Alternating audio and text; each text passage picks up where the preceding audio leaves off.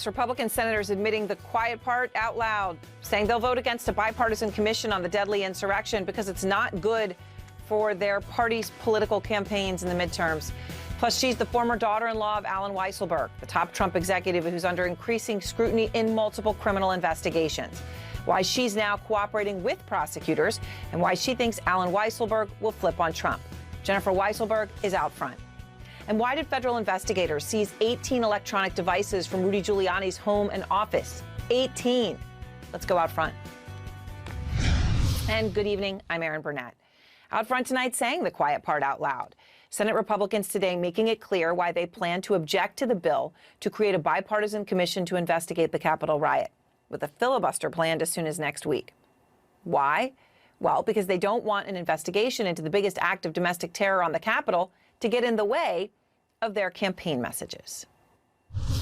They also don't want it to be the focus of the 2022 election. Anything that gets us rehashing the 2020 election, I think, is a day lost on being able to draw a contrast between us and the Democrats' very radical left-wing agenda. So they say it. Republicans, they want to focus on getting the majorities back in 2022. They think Trump could be their ticket to winning those majorities back. And getting to the bottom of the insurrection that Trump incited obviously works against that goal, which might explain why Mitch McConnell threw his political weight against the commission, despite delivering that blistering takedown of former President Trump after Trump's impeachment. Former President Trump's actions preceded the riot were a disgraceful dereliction of duty. I've made the decision to oppose the House Democrats' slanted and unbalanced proposal for another commission to study the events of January the 6th. As, of course, I've pointed out before, it's not slanted or unbalanced. It's equal Democrats and Republicans on the commission. It's equal subpoena power for each party. It met all of Kevin McCarthy's demands. The committee itself, the commission, was negotiated between a Democrat and a Republican together. But to the GOP right now, this is about winning elections, and they think they need Trump, who lost the election, in order to win theirs. And Trump is now making it clear he's taking names. Tonight, lashing out at the 35 House Republicans who went against the majority of their party and voted in favor of the January 6th commission. Trump writing, quote, 35 wayward Republicans. They just can't help themselves. Sometimes there are consequences to being ineffective and weak. The voters understand. Now, those 35 Republicans, one would assume, knew they would be at the receiving end of Trump's ire, yet they still voted for the truth over Trump. The same cannot be said for McConnell and McConnell's decision to vote against the commission. It has now opened the door for other Senate Republicans to vote against it as well, making it a near certainty that it will not pass. And that means Democrats may have to go it alone. An option that Pelosi has is to have a select committee. She can accomplish that with a simple House majority vote, which of course she has. But it is still important to point out that House Minority Leader Kevin McCarthy is already objecting to that idea for this reason. I don't think a select committee is the proper way to go. I think that you got the Senate who did a bipartisan one. The Speaker should have not played politics.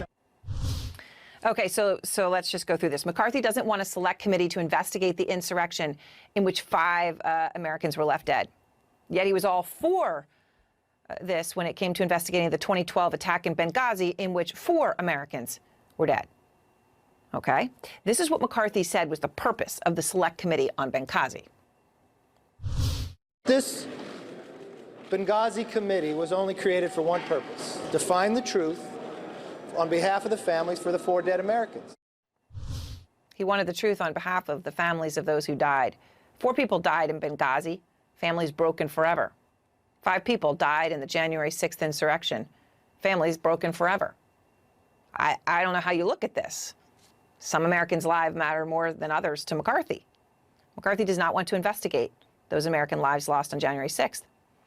And the other part of his reasoning you heard there was that a select committee is not needed because there's a Senate investigation going on.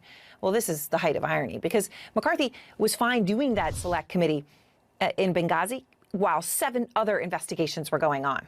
8 was plenty. He was good with 8. Could have had more. Still wanted that select committee. There they are, all on your screen. And by the way, Benghazi deserved a thorough investigation. But it is not just McCarthy twisting himself into a pretzel in order to please Trump and shut down any more investigations into the deadly riot. Take Congressman Greg Pence. Yes, Pence, the former vice president's brother. He told the Huffington Post, I think the whole thing is to spend the summer impeaching again Donald Trump. That's all we're doing. It's a dog and pony show.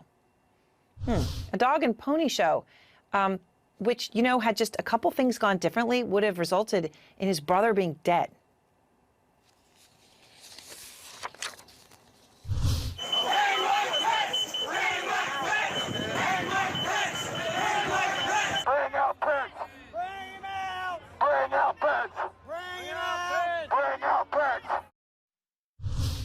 But his brother says it's just a dog and pony show. Manu Raju is out front live on Capitol Hill. And Manu, it is, though, looking less and less likely by the hour that this bill is going anywhere in the Senate.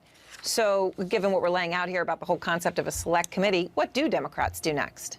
Well, that is one of the options. Or the moment they're still holding out hope something will change, but there's no indication that that will happen in the Senate. The Republicans are making arguments about the bill that are either addressed by the bill or that can be addressed by minor changes, including their argument that is duplicative. The legislation actually calls for the commission to build upon investigations that have already happening, and also saying concerns about the way the Democratic appointed commissioner could name staff. That could be addressed in a pretty minor way. And also there's some concerns that the Republicans have voiced that there are ongoing investigations in the United States Senate, and that will report that will be out in early next month detailing what happened on January 6th. But I talked to the Republican who is in charge of helping draft that report, Rob Portman, and he indicated to me that that report is going to focus on Capitol security itself, the response on that day, and not on what happened in the run-up to January 6th, which of course includes what Donald Trump did, the organizing of the rally,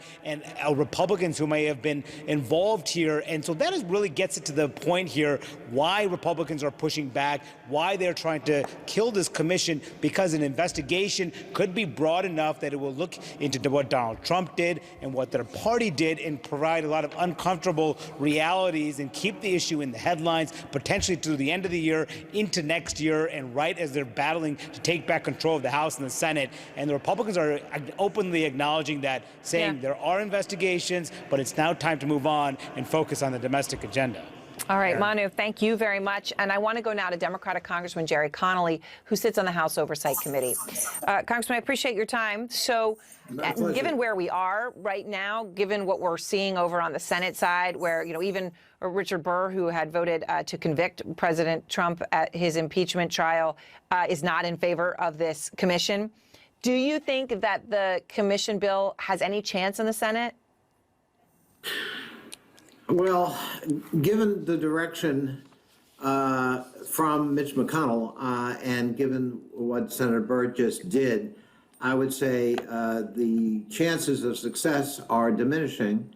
I don't think they're impossible, but finding men and women of good conscience who want to get to the bottom of the tragedy of January 6th that shook America to its core, you know, I think is an essential task, and my hope is that there'll be enough Republicans still who have the intestinal fortitude to address that.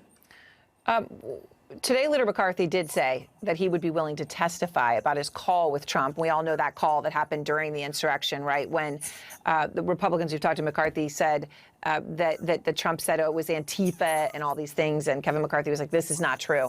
This is not true. He said he'd be willing to testify about that call with Trump in front of a commission that he voted against having. Here's the exchange. Would you be willing to testify about your conversation with Donald Trump on January 6th if you were asked by an outside commission? Sure. Next question.